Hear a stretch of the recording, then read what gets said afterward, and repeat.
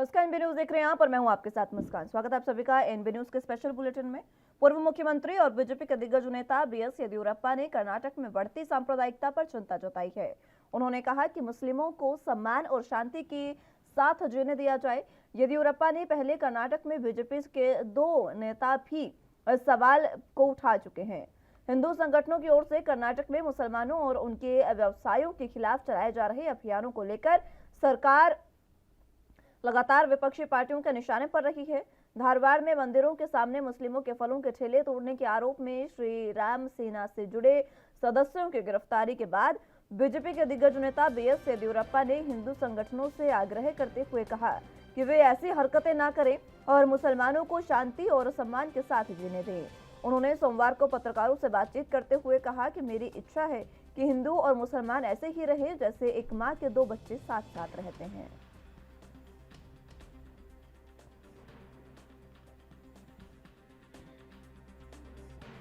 तो आपको बता दें कि देश में जिस तरीके से नव संवत्सर और रामनवमी के समय में और उसके बाद जिस तरीके से सांप्रदायिक हिंसा भड़की, सांप्रदायिक घटनाएं हुई, उसको लेकर अब बीजेपी के भीतर से भी बगावती सुर उठने लगे हैं। बीजेपी के भीतर से आवाजें उठने लगी है। खुद कर्नाटक के पूर्व सीएम बीएस येदियुरप्पा ने ये बड़ा बयान दिया है। उन्होंने कहा कि मुस्लिम और हिंदू दोनों भाई भाई है और दोनों को इसी तरीके से रहना चाहिए जैसे एक माँ के 2 बच्चे रहते हैं।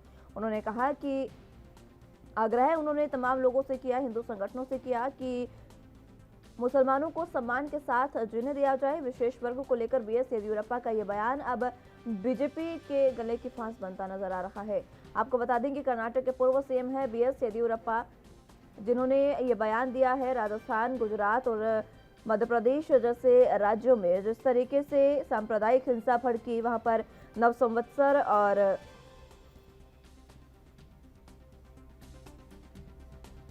रामनवमी के मौके पर जिस तरीके से सांप्रदायिक हिंसाएं भड़की, पथराव लोगों पर किया गया, रामनवमी के दिन जिस तरीके से बाइक रैली पर पथराव किया गया और आगजनी की तमाम घटनाएं सामने आई, उसके बाद अब बीएस येदियुरप्पा का ये बयान एक बार फिर से चर्चा में आ गया है। आपको बता दें कि नव संवत्सर और रामनवमी के मौके पर हिंदू संगठनों द्वारा रैली निकाली जा रही थी, जिस पर असामाजिक तत्वों ने पथराव किया, अलग अलग तरीके से उनको रोकने की कोशिश की, जिसके बाद ये दंगे भड़के।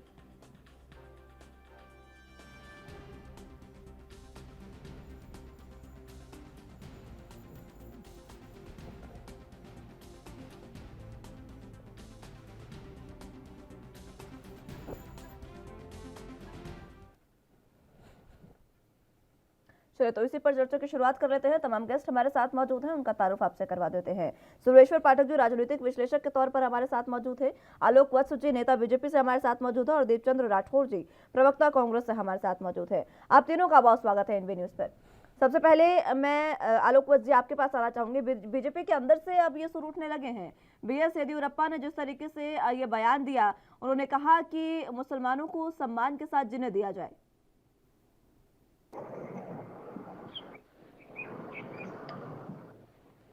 आलोक वत्स जी, आवाज मिल पा रही है आपको?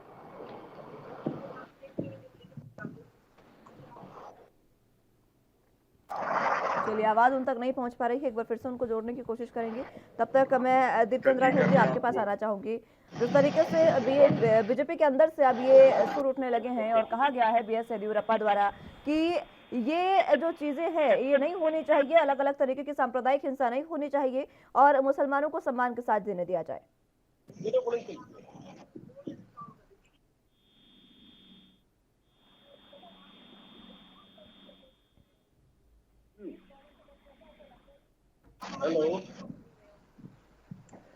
मैडम, मैं आजकल कितना परेशान चल रहा हूँ, मुझे आपको नहीं मालूम। 4-5 घंटे मेरा एक बार फिर से उनको जोड़ने की कोशिश करेंगे। फिलहाल जिस तरीके से लगातार सांप्रदायिक हिंसा और सांप्रदायिक दंगे भड़कते जा रहे हैं, उसी को लेकर अब लगातार बीजेपी के भीतर से ये सुर उठने लगे हैं।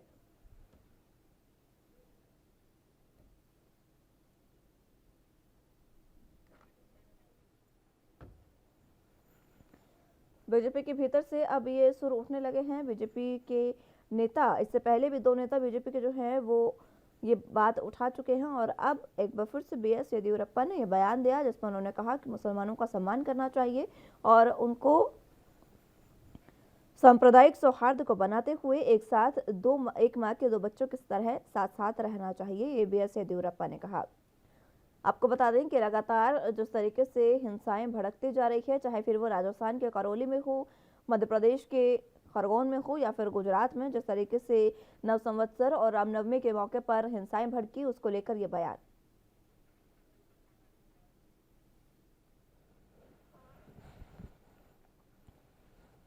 चलिए चर्चा की शुरुआत एक बार फिर से कर लेते हैं। पाठक साहब, आवाज आपको मिल पा रही है मेरी? जी हाँ, मुस्कान जी। जी सर, मैं सबसे पहले समझना चाहूंगी आपसे, बीएस येदियुरप्पा ने जिस तरीके से अब बयान अपना दिया है, उन्होंने कहा कि मुसलमानों को सम्मान के साथ जीने देना चाहिए, यानी कि बीजेपी के भीतर से अब ये सुर उठने लगे हैं। देखिए,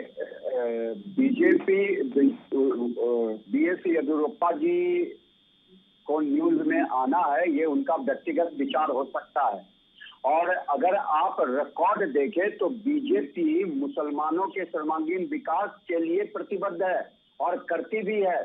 सरकार की जितनी योजनाएं हैं उनका वो लाभ बहुत भरपूर तरीके से करते हैं। अभी मैं आपको फरवरी की न्यूज बता रहा हूँ, प्रधानमंत्री ने 15 point program for the minority community, जिसमें सबसे ज्यादा जो माइनॉरिटी की संख्या है वो मुस्लिम समुदाय की है। क्रिश्चियन, बुद्धिस्ट और बाकी के जो भारतवर्ष में सिख माइनॉरिटी जो है वो उतना ज्यादा इन प्रोग्राम का, सरकारी योजनाओं का लाभ नहीं उठा पाते जितना कि माइनॉरिटी में मुस्लिम समुदाय उठा पाती है। और ये जो भी कह रहे हैं बीएस येदियुरप्पा, ये उनका पर्सनल बयान हो सकता है। मुझे नहीं लगता कि पार्टी इससे कोई इत्तेफाक रखती है, क्योंकि पार्टी ऐसा कोई कार्य नहीं कर रही है मेरे नजर में जिससे कि हो। हम हिंदुओं को मुस्लिमों के द्वारा परिताड़ना सहनी पड़ती है। हिंदू ही भागे हैं राज्य छोड़ के, कश्मीर से हिंदू ही भागे हैं। और अभी फिर से कश्मीरी पंडित को वहां पे थ्रेट मिली है, कैराना से हिंदू ही पलायन किए हैं। करौली में हिंदू नववर्ष की यात्रा निकल रही थी, उस पर 100 से 150 मुसलमानों ने डंडे और लाठी लेके हमला किया है। कोई हिंदुओं ने हमला नहीं किया है। और रामनवमी के दिन हर जगह, हर घटना में मुस्लिम समुदाय ने हमला किया है। तो ये बात बीएस येदियुरप्पा अपने राजनीति से, उनकी वर्चस्व जो थी वो खत्म हो गई। वो चीफ मिनिस्टर थे कभी कर्नाटक के, तो अभी उनका उतना राजनीति में बोलबाला नहीं है, तो अपने आप को टॉप में रखने के लिए ऐसे बयान दिए हैं। या बयान कहीं से भी वेलकम करने लायक नहीं है मेरे ख्याल से। नहीं तो आप देख लीजिए जो सेंट्रल गवर्नमेंट क्या प्रोग्राम नहीं चला रखी है माइनॉरिटी कम्युनिटी के लिए।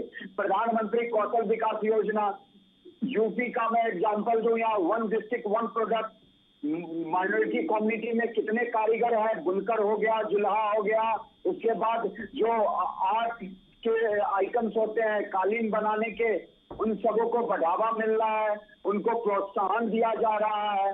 तो उनको कौन समस्या खड़ा कर रहा है? वो अपने लिए खुद ही समस्या बनते हैं और खड़ा करते हैं। और उनके जो भी तुष्टीकरण की राजनीति जो भी पार्टी करती है उनके लिए समस्या।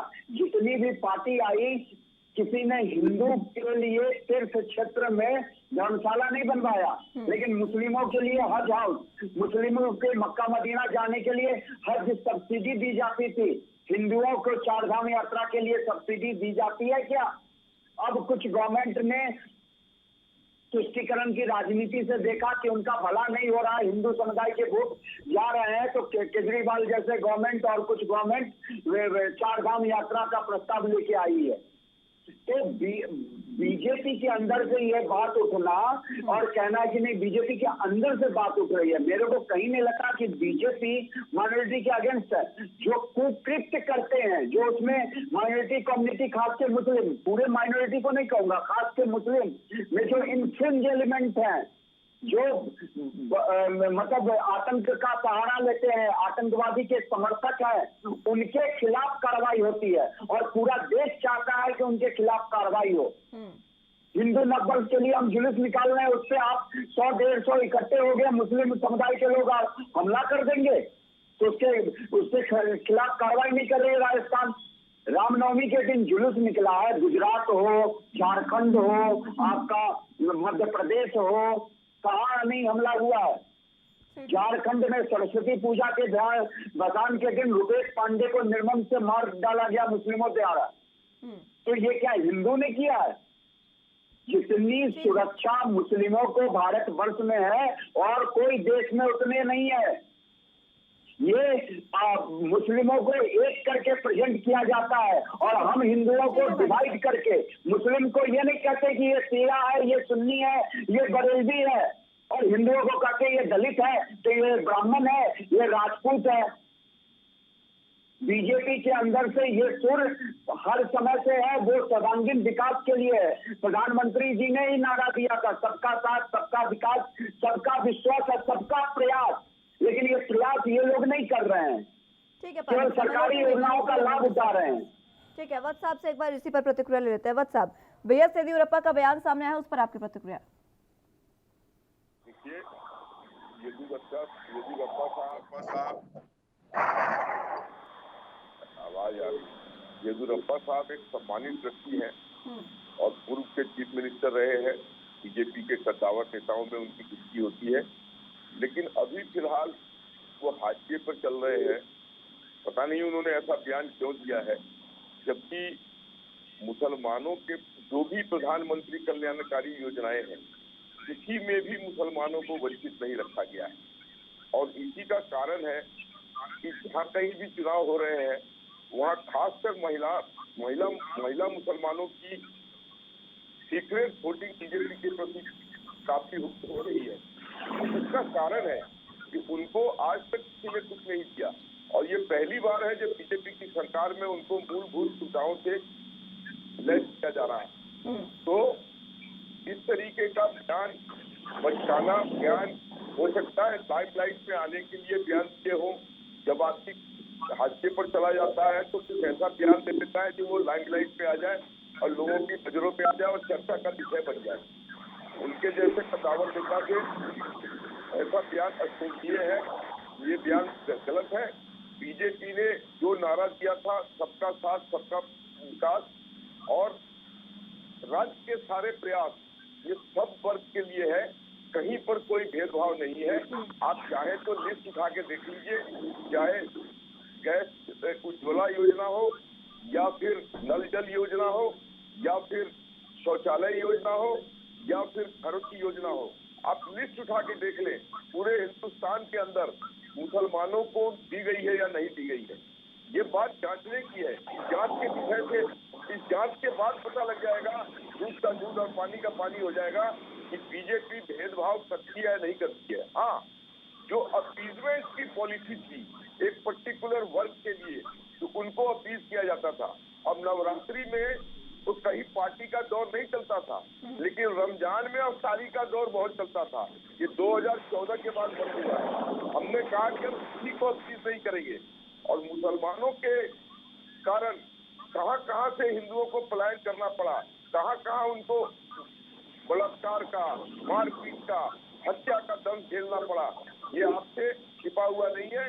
चाहे कश्मीर का मामला हो, चाहे केरला का मामला हो, अभी केराली में भी ये काम हुआ है, वहां से भी हिंदू को पलायन करने के लिए विवश किया गया है। तो ये बात बिल्कुल भी इसमें दम नहीं है कि बीजेपी मुसलमानों को कहीं से उनका अमन चैन छीन रही है। हाँ, ठीक है वत्स साहब, मैं आ रही हूँ आपके पास एक बार फिर से। राठौड़ साहब, आपके पास मैं आना चाहूंगी। फिलहाल जिस तरीके से प्रतिक्रिया बीएस येदियुरप्पा की है, पाठक साहब ने भी तमाम बातें कही और वत्स साहब ने भी तमाम बातें कही, उस पर आपकी प्रतिक्रिया। आदरणीय मुस्कान जी, जो 8 राज्यों में जो हिंसा हुई है, मैं उसकी कड़े शब्दों में निंदा करता हूँ। और मेरा जो देश है वो दुर्दृष्टि की तरह है, इसमें सभी प्रकार के खून है। अगर संप्रदायता को बढ़ावा दिया जाता तो ये समाज को ही कलंकित करेगा, ये जो कि सत्य है। परंतु आज हमने ये समझना होगा, जिन लोगों के मकान तोड़े गए खिरकला में, उनकी क्या गलती थी। आरोप ये लग रहा है कि उन्होंने पत्थर फेंके, मैं मान भी लेता हूँ उन्होंने पत्थर फेंके, जो भारतीय दंड संहिता के अनुसार उन पर कार्रवाई की जानी चाहिए, उन पर एफआईआर की जानी चाहिए थी, उनको जेल भेजा जाना चाहिए था, ये कानून बोलता है। लेकिन आपने देखा होगा उनके मकान तोड़े जा रहे हैं और ये बता के तोड़े जा रहे हैं कि वो अवैध निर्माण में है। तो मैं ये पूछना चाहूंगा, क्या प्रशासन शासन इससे पहले सो रहा था या इस घटना से पहले उनको दिखा कि ये अवैध निर्माण हो रहा है? सिर्फ उनको मुद्दा बताना है मुस्लिम समुदायों को। और मैं आपको चैनल के माध्यम से कहना चाहूंगा मुस्कान जी, ना अल्लाह और अकबर कह के हिंदुओं को हटाया जाए, ना जय श्री राम कहकर मुसलमानों को मारा जाए। अब इस देश को मजहब ऐसा भी चलाया जाए जिसमें इंसान को इंसान ही माना जाए, जिसमें खुशबू से मैं पुते घर पड़ोसी का भी फूल इस किस्म का हर कीमत में उगाया जाए। जो आज हम कौमी एकता, जो गंगा जमुना तेजी की बात करते हैं, जो विभिन्नता में एकता की बात करते हैं, जो हमारे देश की शान है, जिससे हम सबको मान था, हर भारतवासी उससे दम भरता था, इसे तहस कौन कर रहा है? आज आप देख लो, भारतीय जनता पार्टी, कभी भी कांग्रेस पार्टी ने हिंदू मुस्लिम तुष्टिकरण की राजनीति नहीं करी है, लेकिन 2014 के बाद जितने हिंदू आते हैं, हिंदू मुसलमान की राजनीति हुई है, भारतीय जनता पार्टी और संघ देन है। और आपको बताना चाहूंगा कि मुझे नहीं तो कुरान का ज्ञान है, नहीं शरिया का ज्ञान है, फिर भी मैं कुरान को भी, राम को भी मानता हूँ, रहीम को भी मानता हूँ, क्योंकि हमारा संविधान कहता है कि सभी एक समान है। तो आप बताइए मुझे, अभी छेरगना में जो कल्याण कर रहे हैं, एमपी में जो कल्याण कर रहे हैं, गुजरात में जो कल्याण कर रही है, सरकार किसकी है वहाँ पे? भारतीय जनता पार्टी की। जवाब कौन देगा? शासन प्रशासन किसका है? भारतीय जनता पार्टी का। और सवाल ये पूछ रहे विपक्ष से, ये कौन सा न्याय है? अगर किसी ने भी गलती करी था, हिंदू हो मुसलमान हो, मैं तो खुले तौर से कह रहा हूँ उसको उचित कार्रवाई होनी चाहिए और उस पर ठोस कदम उठा के उसको न्यायालयिक हिरासत में भेजा जाना चाहिए। बीजेपी से तो जवाब मांग लिया आपने, राजस्थान की घटना पर आप जवाब दे दे जरा अपना। मुस्कान जी, जो राजस्थान की घटना हुई है, इससे हमारे वाले ने और जितने भी जो लोग जो दंगे के अंदर थे उनको खिलाफित करके उनको पकड़ा भी गया हुआ है। और राजस्थान में 144 धारा लगा रखी है, उसके बावजूद भी भारतीय जनता पार्टी वाले न्याय यात्रा के नाम से निकाल रहे हैं। अरे भाई, न्याय यात्रा आप एमपी में क्यों नहीं निकाल रहे, गुजरात में क्यों नहीं निकाल रहे, कर्नाटक में क्यों नहीं निकाल रहे? बताइए, अब देश में जुलूस निकालने के लिए भी क्या परमिशन लेनी पड़ेगी क्या? पूछिए कि रामनवमी के अवसर पे लोगों को राजस्थान में अपने घर पे झंडे नहीं लगाने से मना किया सरकार ने, बालकनी में निकल के आप जुलूस नहीं देख सकते, क्या यहाँ तालिबान का राज्य है? पूछिए जरा इनसे, ये महोदय जो भी हैं। और न्याय यात्रा निकली तो इनको समस्या है, लेकिन जो बंटी बबली की जोड़ी है राहुल और प्रियंका की, जब यूपी में कहीं भी कुछ होता था तो दौड़ पड़ते थे, आज क्यों नहीं वहां दौड़ कर रहे हैं? और उस समय अगर यूपी की पुलिस रोकी, योगी गवर्नमेंट ने उनको रोका, तो इन्होंने बीजेपी पे आरोप लगाया कि ये लोकतंत्र की हत्यारी सरकार है, लोकतंत्र में सबको अधिकार है प्रदर्शन करने का। और आज जब बीजेपी सेम काम वहां कर रही है, तो फिर कांग्रेस को क्यों प्रॉब्लम हो रही है? क्यों तेजस्वी सूर्या को गिरफ्तार किया गया? तो जब प्रियंका गांधी को भी रोका गया था तो वो भी सही था। आज तेजस्वी सूर्या को अगर गिरफ्तार करके रोका गया, न्याय यात्रा क्यों नहीं? अभी तक उसका जो अपराधियों को पकड़ा नहीं गया है। साल में तो इनके मुंह में फेविकॉल जम जाता है, वहाँ तुष्टिकरण की राजनीति कर रहे हैं। बता दीजिए राठौड़ साहब, जरा जवाब दे दीजिए, राजस्थान की हिंसा पर जरूर दीजिएगा जवाब। आदरणीय मुस्कान जी, मेरे भाई बोल चुके हैं कि राजस्थान, गुजरात और महाराष्ट्र, हिमाचल प्रदेश जहाँ चुनाव होने वाले हैं, वहाँ भारतीय जनता पार्टी वहाँ देश के सांप्रदायिकता विवाद की आंच में झोंकेगी। और जो ये बुलडोजर चला रहे हैं, मैं आपको बता दूं मुस्कान जी, बुलडोजर किसका प्रतीक होता है? ये कानून व्यवस्था दर्द होने का प्रतीक है।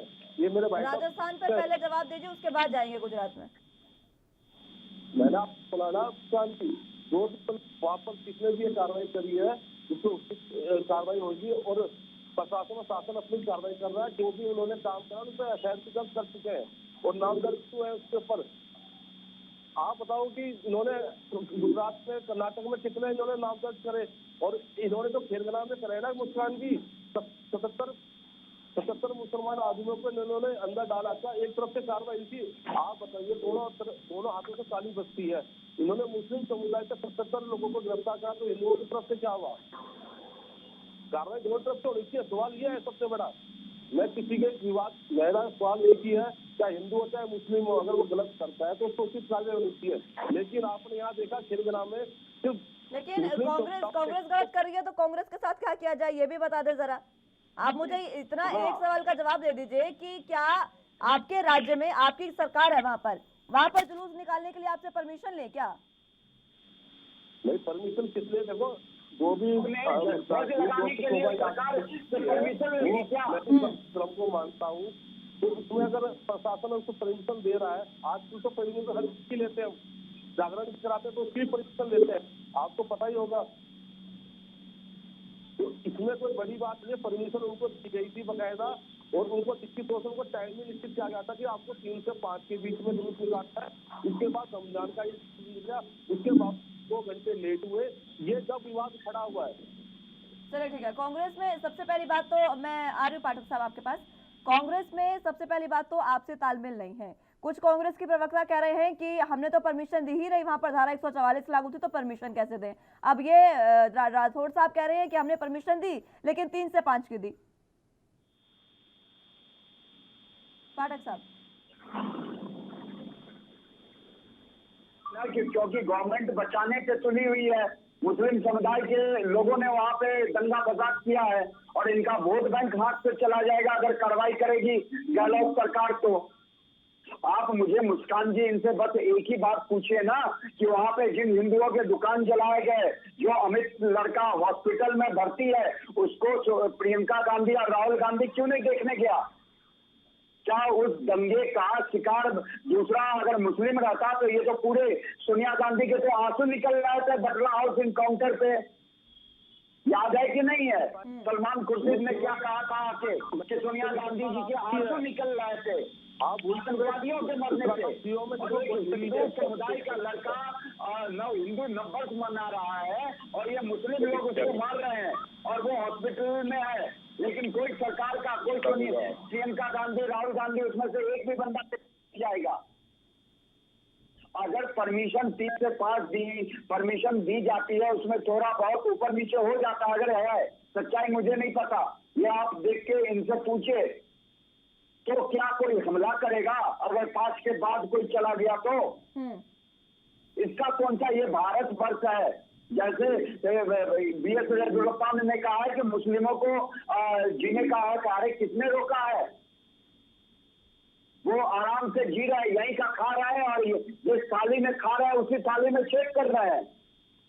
भारत का खाते हैं, मुस्लिम समुदाय का एक वर्ग, और भारत वर्ष के अगेंस्ट ही काम करता है, आतंकवाद में लिप्त रहता है, जितने भी गलत काम है उसमें लिप्त होके भारत वर्ष को ही तोड़ने की राजनीति करता है। ठीक है, चलिए अवध साहब आपके पास में आना चाहूंगी। मध्य प्रदेश और गुजरात के दंगों पर भी आप अपनी बात बता दें, वहां पर भी हिंसा हुई, सांप्रदायिक हिंसा, उस पर जवाब मांग रहे हैं राठौड़ साहब आपसे। देखिए, मध्य प्रदेश में जो हुआ, ये पूरी दुनिया को पता है कि हिंदू समुदाय के जुलूस पर पत्थर फेंके गए। पत्थर किसने फेंका? क्या पत्थर फेंकना सही है? यही काम जम्मू कश्मीर में हो रहा था। वो पत्थरबाजी अब पूरे हिंदुस्तान में फैल रही है। ये पत्थर फेंके किसने और कहां से फेंके गए? अगर उन पर कार्रवाई हुई है, ठोस कार्रवाई हुई है, उचित कार्रवाई हुई है, तो क्या गलत हुआ है? हिंदुस्तान के लोग डर के माहौल में ही चीजें सही करते हैं। आप एक चीज याद कीजिए मुस्कान जी, उस समय लगता है बहुत छोटी रही होंगी या नहीं भी रही होंगी, कि जब देश में इमरजेंसी लागू हुआ था तो सब लोग टाइम से पहुंचने लगे थे ऑफिस, सारी ट्रेनें सही समय पर चलने लगी थी, सारी फ्लाइटें सही चले, क्यों? एक डर का माहौल था। और वहां भी आज योगी राज में ये बुलडोजर ने सारे गलत तत्वों का मुंह बंद कर दिया है या उसको कब्र में दफन कर दिया है। बिल्कुल खुशनुमा माहौल में यूपी के लोग जी रहे हैं। आतंकवाद, ये जो चौक चौराहे पे गुंडागर्दी, इस सब का कोई नाम निशान नहीं है। लोग खुद सरेंडर कर रहे हैं कि हमें जेल में रख दो, हम तौबा करते हैं किसी भी गलत काम को करने।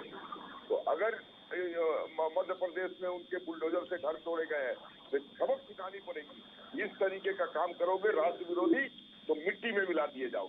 और इस पर ही जो सख्त कार्रवाई हुई है उस पर सबको दाद देनी चाहिए।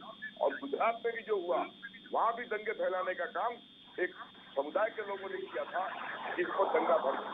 जहाँ प्रशासन सख्त है, जहाँ प्रशासन चुस्त है, दुरुस्त है, यूपी में क्यों नहीं हो रहा है कोई दंगा?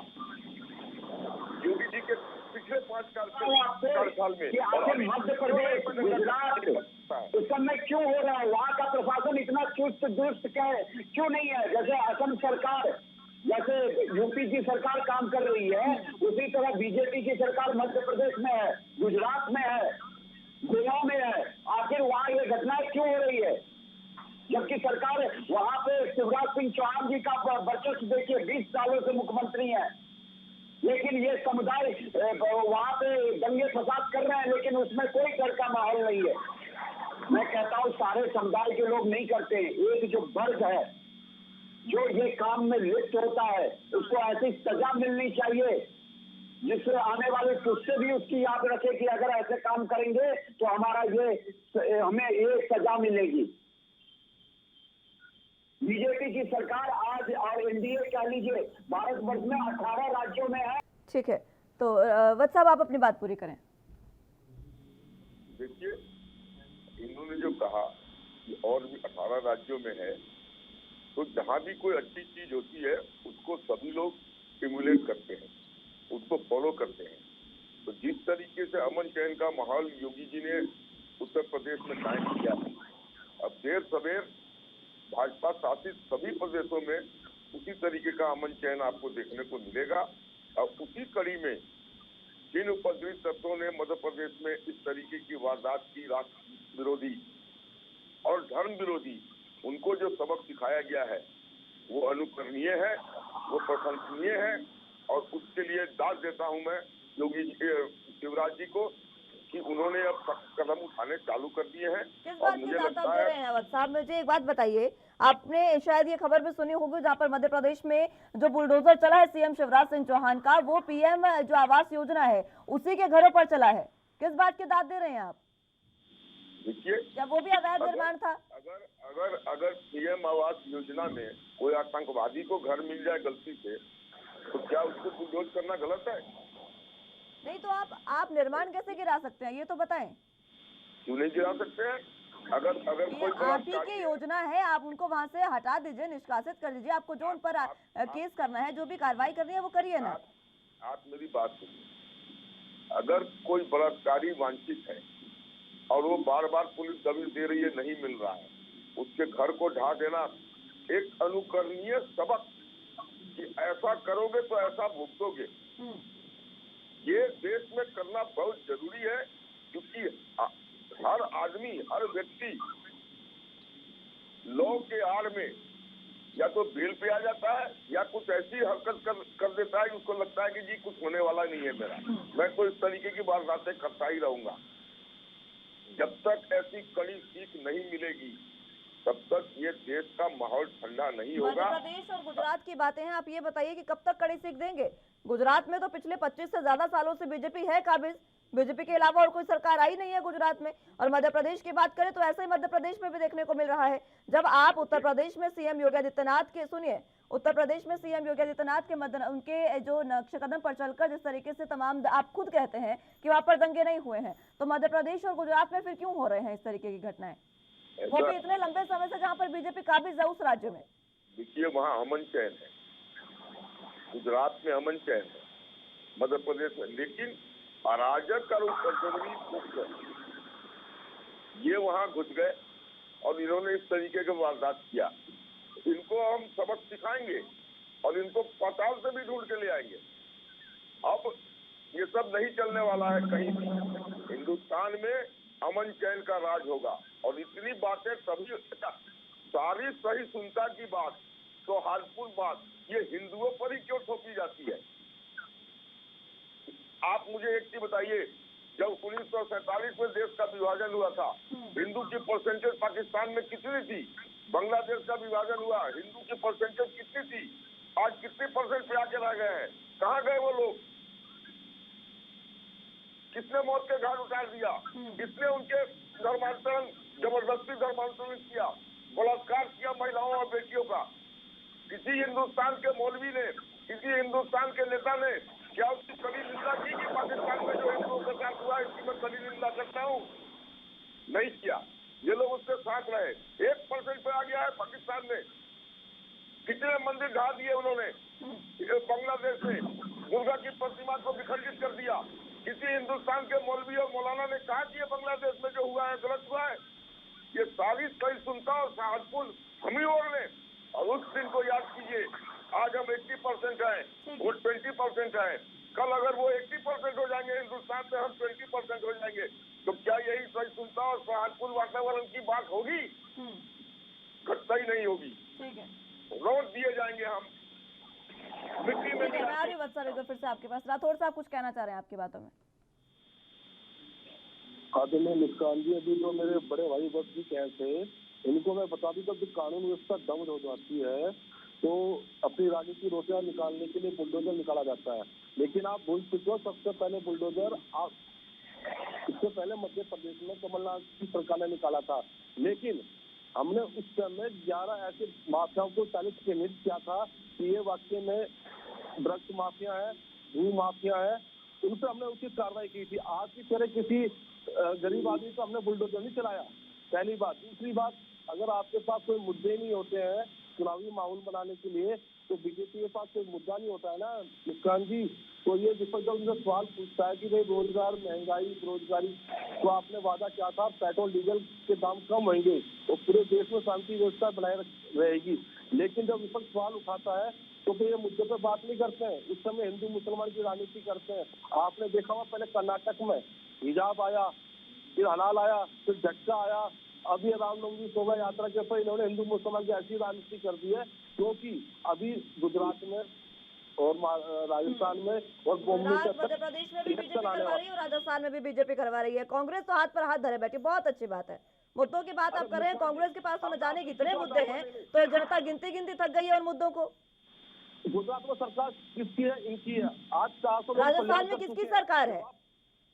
नहीं, सरकार हमारी है तो हम मान तो रहे हैं कि हमने जो इन्होंने मतलब कार्रवाई करी उसके ऊपर उचित कार्रवाई करेंगे। क्या कार्रवाई? आप मुझे यही बता दीजिए कार्रवाई क्या की आपने? चलिए, इन्होंने अभी क्या बयान दिया कि देश में शांति व्यवस्था है। आप ये बता दीजिए कार्रवाई क्या की आपने राजस्थान में? मैं आ रही हूँ पाठक साहब, एक कार्रवाई बता दीजिए आप।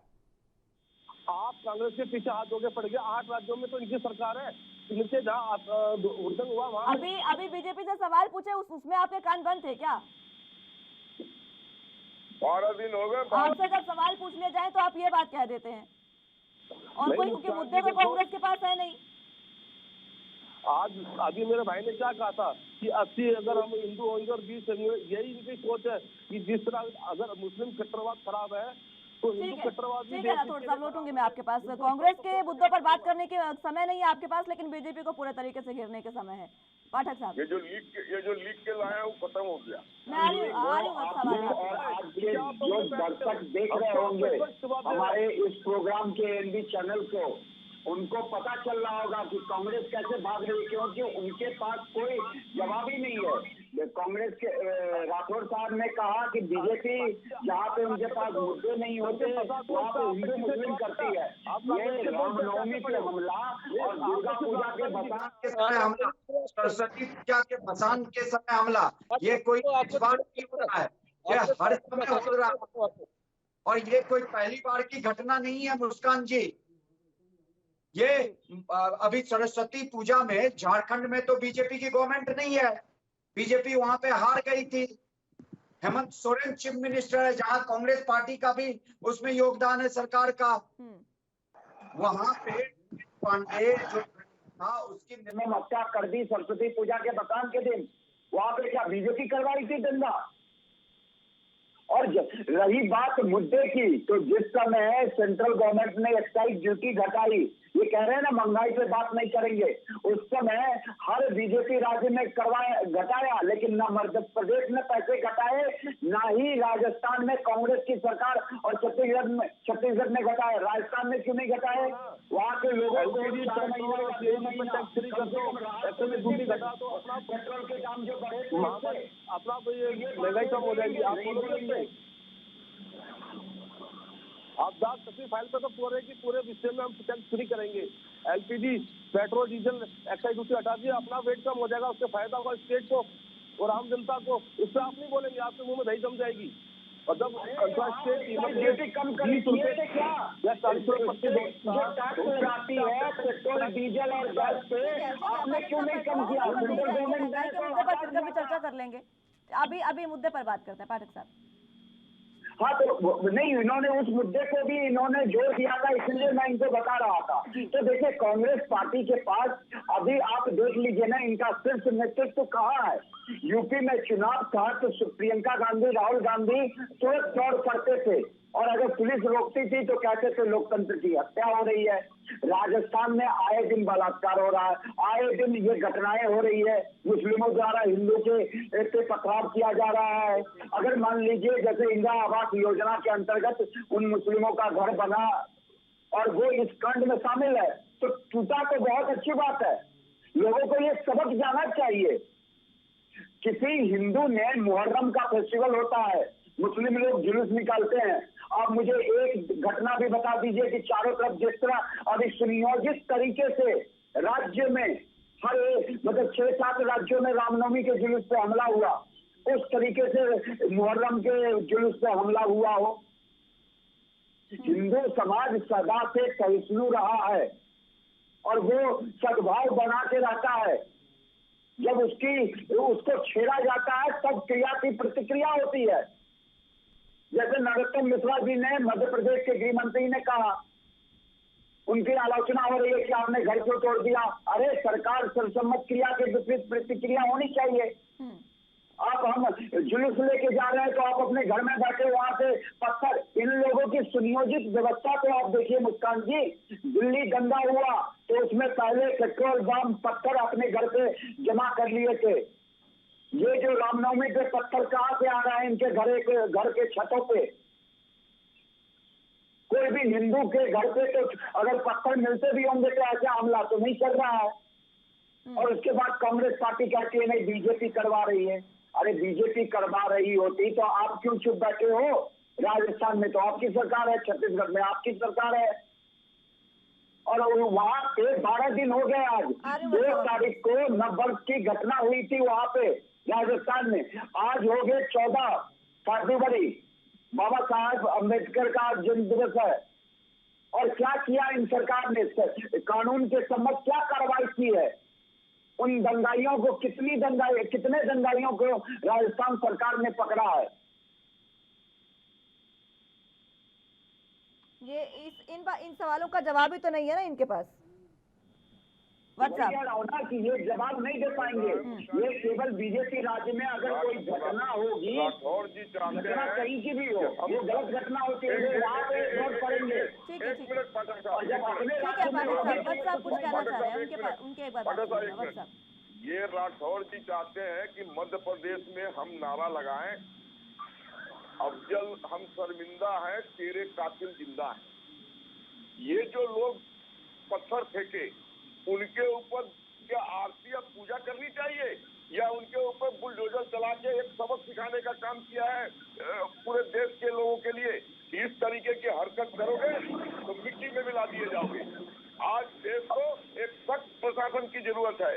आपको याद होगा यही जेएनयू में कांग्रेस के समर्थन में राहुल गांधी गए थे वहां पे मिलने उनसे, जब वहां नारे लग रहे थे अफजल हम शर्मिंदा है, तेरे कातिल जिंदा है। ये क्या चाहते हैं? अरे उठा के देख लो जितनी भी हमारी कल्याणकारी योजनाएं हैं, अगर उसमें मुस्लिम समुदाय के लोगों को मिला है कि भागीदारी की नहीं मिली है।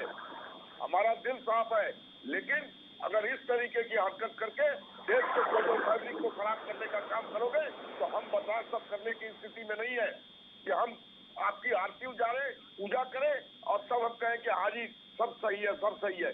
12 दिन 13 दिन हो गए, क्या किया आपने राजस्थान में?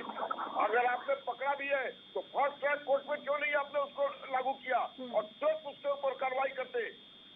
क्या किया आपने? खूब करते बन के देख रहे हैं, फिर बीजेपी ने करवा दिया, बीजेपी कर रही है। अगर बीजेपी के नेता लोग वहां किसी अगरीब और पीड़ित आदमी से मिलने के लिए जा रहे थे तो कौन सी गलत काम कर रहे थे? वो कौन सा भड़काऊ भाषण दे रहे थे? कौन सा सोशल फैब्रिक तोड़ने की बात कर रहे थे? इस देश में अमन चैन अब अगर प्यार से नहीं चलेगा तो डंडे की जोर पे चलेगा, बुलडोजर की जोर पे चलेगा। लेकिन अमन चैन कायम करके रहेंगे, यहाँ के लोगों को अमन चैन से जीने देंगे। इसके लिए हमने कमर कस ली है, हमने वादा किया है। यही कारण था जो हम यूपी में प्रचंड बहुमत से लौटे थे। लोगों ने कहा बुलडोजर बुलडोजर बुलडोजर, लोगों को बुलडोजर भा गया, लोगों को बुलडोजर दिल में बैठ गया कि ये अमन चैन की निशानी है, ये तोड़ फोड़ की निशानी नहीं है। राठौड़ साहब, सवाल दोनों तरफ से हैं, आपसे जरा बता दें, लेकिन जब जवाब कांग्रेस से लिया जाता है तो जवाब के नाम पर कांग्रेस के पास मात्र बीजेपी पर आरोप और इधर उधर के पोस्ट हैं जो दिग्विजय सिंह करते हैं। मुस्कान जी, मैंने आपको पहले से लेकर अभी तक एक ही बयान दिया है कि जो जिस बंदे ने घटना करी, चाहे हिंदू हो चाहे मुसलमान हो, वो न्यायपालिका है, उसको दोषी करार करेगी और एफआईआर उनसे तो हो चुकी है। लेकिन दोनों पर जो एक विश्लेषण बैठे, बीजेपी के प्रवक्ता बैठे, मैंने अभी तक इनसे यही पूछा है कि 7 आपने बोला 18 राज्यों में उनकी सरकार और 8 राज्यों में हिंसा हुई है, लेकिन आपने क्या करा? आप कांग्रेस को आप दोषी ठहरा रहे हो, पर हिंसा तो 8 राज्यों में भी हुई है। वहाँ पर 3 स्टेटों में तो लोगों ने कल्याण कर चुके हैं, उससे इन्होंने एक शब्द नहीं बोला। हिंदू मुस्लिम सिख कौन कर रहा है? ये आज आप लोग कर रहे हो, क्योंकि हिंदू मुस्लिम की राजनीति कभी कांग्रेस पार्टी ने नहीं करी है, नहीं करती आई है। और रही यूपी के चुनाव की बात, अगर इलेक्शन हारना आपको लग रहा है कि कांग्रेस पार्टी इलेक्शन हार चुकी है, तो कांग्रेस पार्टी इलेक्शन हारी जरूर है, लेकिन जनमानस के जो मुद्दे हैं वो चाहे वो उठाती आएंगे, चाहे वो, और आप कह रहे हो कि हम कांग्रेस पार्टी को खत्म कर देंगे। अरे कांग्रेस पार्टी तो आज भी सदन में सबसे बड़ा दल बन के बैठी है, तो कांग्रेस पार्टी को खत्म हो कुश्ती की रात आप लोग करते हैं। एयर कंडीशनर कमरों में बैठकर जनता के मुद्दे सुलझाएगी, है ना राठौड़ मुद्दे? अच्छा मुस्कान जी, ये जनमानस के मुद्दे उठाना गलत है क्या? आपको मैं आपसे पूछना चाहता हूँ, उठाइए तो सही, जनमानस के मुद्दे उठाना गलत है क्या आज की तारीख में? नहीं, आ रही बात सवाल आपके पास। बजरंगी जब इनके मुंह में दही जम जाती है, इनके सब देखने निकलते हैं। मस्जिदों के झंडे लगाए जाते हैं, जब इनके सब देखने निकलते हैं। एक संस्था में खाने के नाम पर हुड़दंग होता है जेल के अंदर, जब भारतीय जनता पार्टी का एक भी प्रवक्ता शब्द नहीं बोलता है। क्यों नहीं बोलता है? क्योंकि आप लोग वहाँ पे हिंदू मुस्लिम की राजनीति आप लोग कर रहे हो। आप मुझे एक बात बताइए, राजस्थान में आपने रामनवमी के दिन क्या किस तरीके की आपने जो अपने कह सकते हैं कि तुगलकी फरमान है वो जारी किए। आपने कहा कि ना तो घरों पर झंडे लगाए जाएंगे, ना छतों से रामनवमी का जुलूस देखा जाएगा, तो आप ढोंग क्यों कर रहे हैं? आप रामनवमी के जुलूस को ही कैंसिल कर देते ना, आप मना ही कर देते कि आप करिए ही मत जुलूस। मुस्कान जी, झंडे लगाए ये बिल्कुल मैं इसके खिलाफ हूँ। मैं सनातन धर्म को मैं भी मानता हूँ, मैं राम को भी मानता हूँ, रहीम को भी मानता हूँ, और हमारा संविधान क्या कहता है कि सभी को मानना है, चाहे सिख ईसाई सभी हमारे भाई हैं। लेकिन ये बात मैं नहीं कह सकता हूँ, क्योंकि मैं संविधान में विश्वास रखता हूँ। जो संविधान में विश्वास नहीं रखते हुए जैसे भारतीय जनता पार्टी के ये सिर्फ हिंदुत्व की बात कर रहे हैं। अरे भाई, जब आपको इतना ही परहेज है तो आप मुस्लिम सिख ईसाई को सबको यहाँ से बाहर निकाल दीजिए। आप कौन होते हो ये चीजें कहने वाले? कार्यपालिका न्यायपालिका किसने बनाई है? आप किस तरह दंडित कर रहे हो उन लोगों को? किस तरह आप उनका मकान तोड़ रहे हो? आपको किसने अधिकार दिया ये चीज का? संविधान में विश्वास रखने वाली यही कांग्रेस है जिसने राजस्थान में बाल विवाह तक को मंजूरी दे दी थी। राठौड़ साहब, ज्यादा संविधान पर विश्वास है तो जरा अपना इतिहास देख लीजिए पीछे। वत्स साहब, हमारा इतिहास तो आजादी से मैं आर्य पाठक साहब, वत्स साहब जल्दी से अपनी बात पूरी करिएगा, मैं पाठक साहब के साथ मिलकर कार्रवाई करी है। ठीक है, चलिए बात सुन लीजिए राठौड़ साहब। राठौर जी को आपने अच्छा याद दिलाया है, इनके एक मिनिस्टर ने बाल विवाह करवाई थी।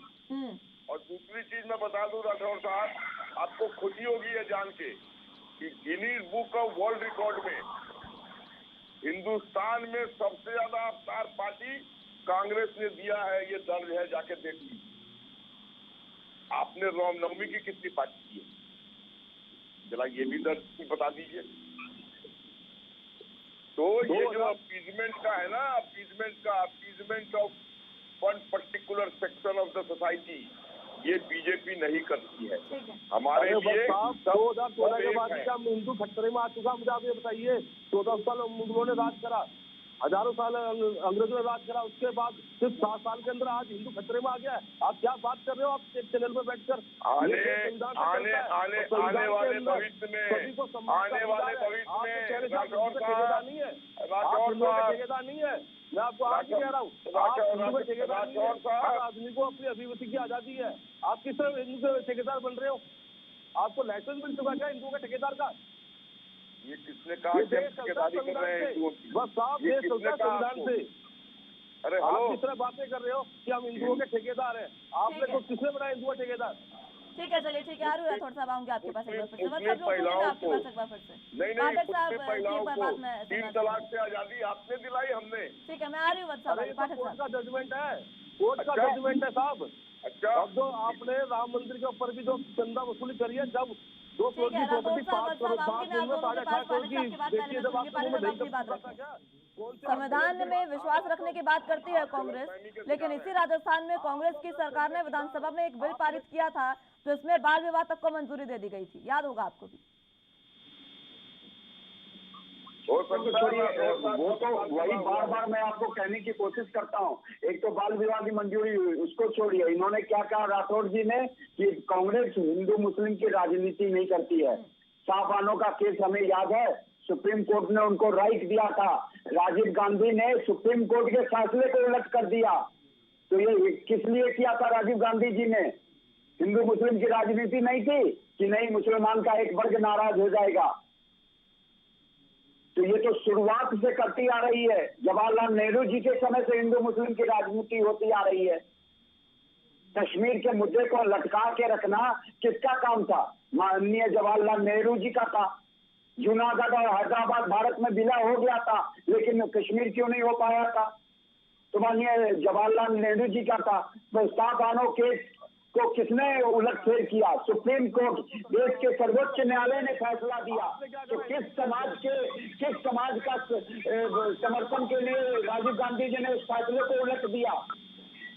नहीं, हिंदू मुस्लिम समुदाय के लिए तो अब भी रहे बात कर रहे हो तो राजीव तुष्टीकरण की राजनीति में विश्वास रखती है। के अंदर धरना दिया था, आप लोगों ने धरना नहीं दिया था। आप ये उठा के देख लीजिए। 2 लाख किसने धरना दिया था? कश्मीरी पंडित के ऊपर पार्लियामेंट के अंदर आप उन्हीं के समय में कश्मीरी पंडित की किलिंग शुरू हो गई थी 89 में, जब राजीव गांधी थे। आप किस हिंदुत्व की बात शर्म आनी चाहिए आपको। धरना दिया था 89 से, कश्मीरी पंडितों का विस्थापन शुरू हो गया था और उनकी किलिंग उसी समय से शुरू हो गई थी। अरे भाई, तुम गवर्नर तो आप ही के थे ना, सरकार आपकी थी, और आपने क्यों नहीं उस समय करा? अरे हमारी गवर्नमेंट नहीं थी, जिसकी थी सरकार उस समय किसकी थी? उसके 10 दिन बाद आपने 89 में राजीव गांधी की सरकार थी, बोलिए ना। कश्मीर पंडितों का कल्याण हुआ था, आपने क्यों नहीं दिया उस समय इस्तीफा? आपने, क्योंकि आपने उस सब सरकार में बने हुए थे। आपने जब इस्तीफा दिया था तब आपकी रथ यात्रा रोकी गई थी। आप भूल चुके हो। ये हिंदू मुस्लिम तुष्टीकरण आप लोग करते हैं, हम लोग नहीं करते। हिंदू मुस्लिम तुष्टीकरण कांग्रेस से बड़ा कोई नहीं करता है। अभी भी इसका एग्जाम्पल है, जब ट्रिपल तलाक के बिल लेके बीजेपी आई तो कांग्रेस ने ही उसका विरोध किया। क्यों विरोध किया भाई? ट्रिपल तलाक जैसी घिनौनी चीजों को अगर हमारे समाज से हटाया जा रहा है, मुस्लिम समाज से, तो कांग्रेस ने उसका क्यों विरोध किया? शाहबानो केस का क्यों विरोध किया था राजीव गांधी जी ने? और सुप्रीम कोर्ट के फैसले को उलट करके पार्लियामेंट में क्यों बिल पारित करवाया था? भूल गए क्या? पाठक साहब, समय की कमी मेरे पास है। बहुत बहुत शुक्रिया आप तीनों का हमारे साथ जुड़ने के लिए और चर्चा हमारे साथ करने के लिए। लेकिन फिलहाल जिस तरीके से लगातार तमाम चीजें देश में हो रही है, सांप्रदायिक दंगे देश में बढ़ रहे हैं, इसकी वजह कहीं ना कहीं तमाम पार्टियां हैं, क्योंकि जिस तरीके से हिंदू मुस्लिम की राजनीति की जा रही है उससे बचने की जरूरत है और सामाजिक सौहार्द जो है उसको बनाए रखने की सबसे ज्यादा जरूरत है। फिलहाल के लिए मेरे साथ बस इतना ही। तमाम अहम खबरों के लिए आप देखते रहे एनबी न्यूज। नमस्कार।